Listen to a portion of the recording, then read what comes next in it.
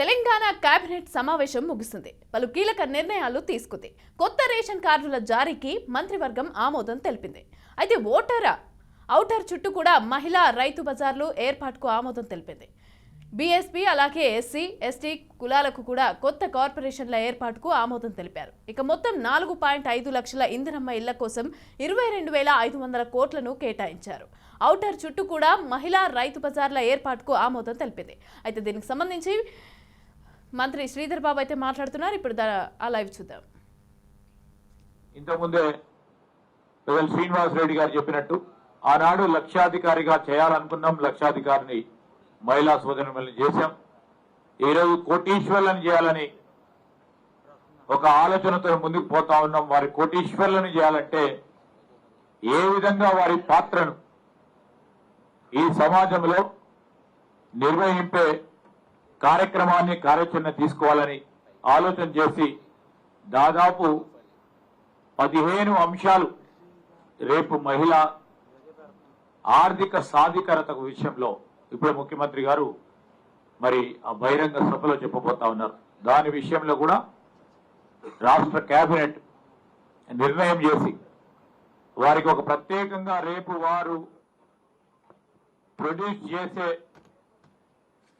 వారు ఏ కార్యక్రమం చేపట్టినా తెలంగాణ రాష్ట్ర మహిళలకు సంబంధించిన అంశం విషయంలో వారికి బ్రాండింగ్ చేపట్టి జాతీయ స్థాయిలో అంతర్జాతీయ స్థాయిలో వారి ప్రత్యేకతను నిలిపే విషయంలో ప్రభుత్వ యంత్రాంగం కానీ ప్రైవేట్ పార్ట్నర్స్ ను కూడా దాంట్లో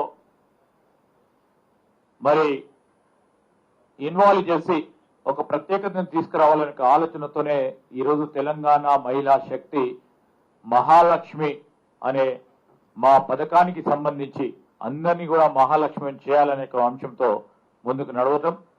అదేవిధంగా ఈరోజు మనం చూస్తూ ఉంటే ఇంకో ప్రత్యేకమైన ప్రస్తావన డ్రింకింగ్ వాటర్ కు సంబంధించి కానీ రాబోయే వేసవి కాలంలో ఇబ్బంది జరగకూడదని అన్ని జాగ్రత్త చర్యలు తీసుకోవాలని కింది స్థాయి నుంచి రాష్ట్ర స్థాయి వరకు ఉన్న పరిపాలన యంత్రాంగం ప్రత్యేకంగా ఆర్డబ్ల్యూఎస్ యంత్రాంగం అన్ని చర్యలు తీసుకోవాలని మంచి నీటికి ఎక్కడ కూడా ఇబ్బంది జరగకూడదని గత సెప్టెంబర్ 2023 సెప్టెంబర్ అక్టోబర్ మాసంలో వర్షాలు పడలేదు. దానివల్ల రిజర్వాయర్లో నీటి నిల్వ లేక ఈ సందర్భాలన్నిటిని కూడా దృష్టిలో పెట్టుకొని సాగునీటికి సంబంధించి కొన్ని ఇబ్బందులు ఎదురవుతా ఉన్నా మంచి నీటికి సంబంధించిన సదుపాయం విషయంలో ఎక్కడ కూడా ఇబ్బంది రాకూడదని మరి పూర్తి స్థాయిలో అధికారులకు ఆదేశించడం జరిగింది. ఎక్కడ ఇబ్బంది రాకుండా మంచినీటి విషయం వచ్చే వరకు ఎక్కడ కూడా ఇబ్బంది లేకుండా చూసే కార్యాచరణ తీసుకోవాలని మంత్రివర్గం నిర్ణయం చేయడం జరిగింది. అదే విషయంలో ఈరోజు అర్హులైన నిరుపేదలకి రేషన్ కార్డుల విషయం సంబంధించి ఆరోగ్యశ్రీ పరంగా కానీ లేకుంటే ఇతర సంక్షేమానికి సంబంధించిన పథకానికి సంబంధించి ఆ పథకం ఉపయోగపడుతుందని రేషన్ కార్డు వారికి అందుబాటులో ఉంటేనే ఆరోగ్యశ్రీ వస్తుందని ఆలోచన చేస్తా ఉన్న రాష్ట్ర ప్రజానికానికి కూడా ఏ విధంగా ఈరోజు మనం ఆరోగ్యశ్రీ కార్డుని రేషన్ కార్డుని సెగ్రిగేట్ చేసి ముందుకు తీసుకెళ్లే ప్రయత్నం చేయొచ్చు అని ఒక నివేదిక తయారు చేయాలని మంత్రివర్గం ఈరోజు సివిల్ సప్లైస్ డిపార్ట్మెంట్ కు సంబంధించిన అధికారులకు ఆదేశించడం జరిగింది. ఈ సందర్భంలో మరొకసారి మనవి చేస్తా ఉన్నాం.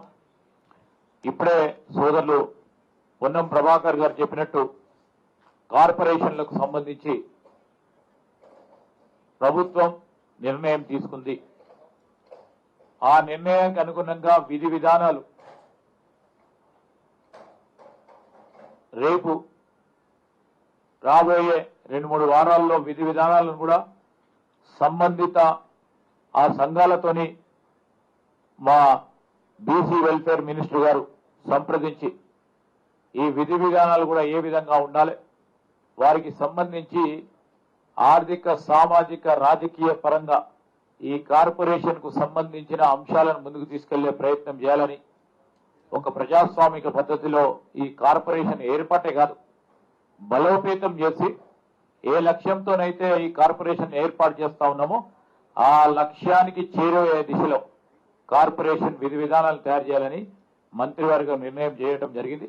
ఆ క్రమంలో ముందుకు నడవడం జరుగుతుందని మీ అందరికీ మనవి చేస్తూ, ఈరోజు మరి ఎలక్షన్లు రాబోతా ఉన్న తరుణంలో మేము ప్రజలకు ఇచ్చిన వాగ్దానాల్లో, ప్రజలకు ఇచ్చిన మా మేనిఫెస్టోలో ప్రధానమైన అంశాలను కూడా 100 రోజులు పూర్తి కాకుండానే అనేక అంశాలని ప్రజల వద్దకు తీసుకెళ్లాం, అమలు చేశామని మీ ద్వారా ప్రజలకు తెలియజేస్తాం. కోమటిరెడ్డి వెంకటరెడ్డి గారు సహచార మంత్రి వారి మా సీనియర్ మంత్రులందరూ కూడా చెప్పినారు. నేను ఎక్కువ చెప్పకుండా మేము ముందే చెప్పినాం 100 రోజుల్లో మేము ఇచ్చిన గ్యారెంటీలన్నీ కూడా అమలు చేస్తామని చెప్పి వచ్చిన 2వ రోజే ఆర్టీసీలో మహిళలకు ఉచితంగా ప్రయాణం చేస్తే నేటికి 24 కోట్ల రూపాయల 24 కోట్ల మంది మహిళలు ఉచితంగా ప్రయాణం చేయడం. ఈరోజే మా గౌరవ ట్రాన్స్పోర్ట్ ఆర్టీసీ శాఖ మంత్రి ఉదయం లేస్తే ఆర్టీసీకి ఏ విధంగా కార్మికులతో పాటు కొత్త బస్సులు కొనాలి, ఇంకా సేవలు చేయాలి. ఇవాళ కూడా 25 బస్సులు గౌరవ డిప్యూటీ సీఎం గారితో మాతో ఓపెన్ చేయించారు. ఆ కార్యక్రమం మొదలుపెట్టి నేటి వరకు మేము ఎన్నికల దృష్ట్యా చేస్తలేమిది. మాట ఇచ్చినాం, మాట ఇస్తే మనవ తప్పే అలవాటు లేని కాంగ్రెస్ పార్టీ ఆ రోజు సోనియా గాంధీ కరీంనగర్ సభలో తెలంగాణ ఇస్తానని చెప్పి ఆంధ్రప్రదేశ్లో ఖాళీ అయినా తెలంగాణ ఇచ్చిందంటే అలాంటి పార్టీకి చెందిన మేము ఇలా మా ముఖ్యమంత్రి గారు మంత్రులను ఒక టీముగా పనిచేస్తున్నాం. నేను ఒకటే సలహా ఇస్తున్నా, చెప్పిన విషయాలు వాళ్ళన్నీ కూడా క్లియర్గా చెప్పారు.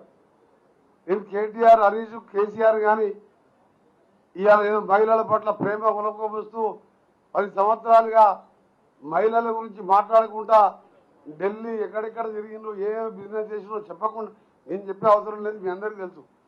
దీక్షలు చేసినా మాకు అవసరం లేదు. మేము చిత్తశుద్ధితో 10 సంవత్సరాలు 13 సంవత్సరాలు పార్టీ పెట్టినప్పుడు పక్క జలదృశ్యంలో పార్టీ పెట్టిన రోజు చెప్పిన మొదటి ముఖ్యమంత్రి దళితులు చేస్తా, చెయ్యకపోతే నా మెడ మీద తల ఉండదు అను. అలాంటి 100 లక్షలు చెప్పిన అబద్ధాలు మేమేమో ప్రశ్నించలే. ఆయన గీతకే వదిలిపెట్టాం. ఆ తర్వాత ఆయన కుటుంబంగా పాలించుకుంది. మంత్రులు లేరు, ఎమ్మెల్యేలు లేరు, సెక్రటరియట్ పాసులు లేవు. నన్ను కూడా రానియలే, రేవంత్ రెడ్డి గారు కూడా రానియలే. సెక్రటరియట్ అడిగితే పాసు. కానీ అందరూ టీమ్గా పనిచేస్తున్నాం. 17th మాకు 100 రోజులు అయిపోతుంది. ఇవాళ వచ్చే పార్లమెంట్ ఎన్నికల కోసం మేము చేస్తలేము. చెప్పిన మాటకు ఈ కార్యక్రమాలే కాదు, వీలును బట్టి ఆర్థికంగా విధ్వంసం సృష్టించి 30-40 వేల కోట్ల బకాయిలు పెట్టి కాంట్రాక్టర్లకు కానీ వివిధ రకాలుగా 7 లక్షల కోట్లు అప్పు చేసి 2019 నుంచి మొన్న మార్చి 1 వరకు ఎప్పుడు కూడా 1వ తారీఖు రోజు జీతాలు ఇవ్వాలి. దేశం మొత్తం ఏ రాష్ట్రమైనా 1వ తారీఖు శాలరీస్ ఇస్తాం, పెన్షన్స్ ఇస్తారు. మన దాదాపు 6,90,000 మందికి ఫస్ట్ రోజు శాలరీస్ పడ్డాయంటే అది ఇందిరమ్మ పాలన, కాంగ్రెస్ పార్టీ రాజ్యంలో. ఈ నెలనే కాదు, వచ్చే నెల కూడా అదే విధంగా ఇస్తాం. ఇన్ని అప్పులున్నా ఆర్థిక క్రమశిక్షణతో ఇచ్చిన మాట నిలుపుకుంటున్నాం. అందరూ కూడా అర్థం చేసుకోవాలని, అలాగే భావమరుదులు మీ ఇష్టం, మీ నోరు జారకుండా మీరు ప్రతిపక్ష పాత్ర పోషిస్తే మంచిది. మీరు ఇష్టం ఉంటే మాట్లాడమందంగా. గతంలో ఎగ్జాంపుల్ ఒక మన గౌరవనీయులు గవర్నర్ గారు నరసింహన్ గారు, ఆయన కాళేశ్వరం చూసి ఈయన పేరు కేసీఆర్ కాదు కాళేశ్వరరావు అన్నాడు. నిజంగానే ఇవాళ హరీష్ రావు అని అనుకుంటే కాళేశ్వరరావు అని ఆయన పేరు రోజు పోతురని. ఇవాళ ఏం జరిగిందంటే బీఆర్ఎస్ పార్టీ ఖాళీ అయింది. రోజు జడ్పీ చైర్మన్లు, మున్సిపల్ చైర్మన్లు, కింది లెవెల్కి క్యాడర్ అంతా మా పార్టీలకు, ఒకరిద్దరు వేరే పార్టీకి పోతున్నాం. అందుకే ఇకనైనా మంచి ప్రతిపక్ష పాత్ర పోషించి కేసీఆర్ గారు వచ్చే సెషన్లో అసెంబ్లీకి వచ్చి అసెంబ్లీలో మేము చేసే మంచి పనులను పొగుడుతూ ఇంకా కావాలని సలహాలు ఇవ్వండి. కానీ రోజు పిచ్చి బాగుడు రావద్దని మీ అందరికీ కూడా మీ ద్వారా ప్రతిపక్షాన్ని సలహా ఇస్తున్నాం.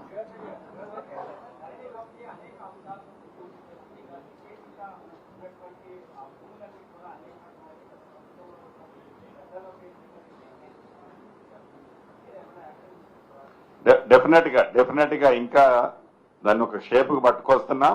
విత్ ఆధారాలతో ఇదే వేదిక ద్వారా మీకు లిస్ట్ ఇస్తాం.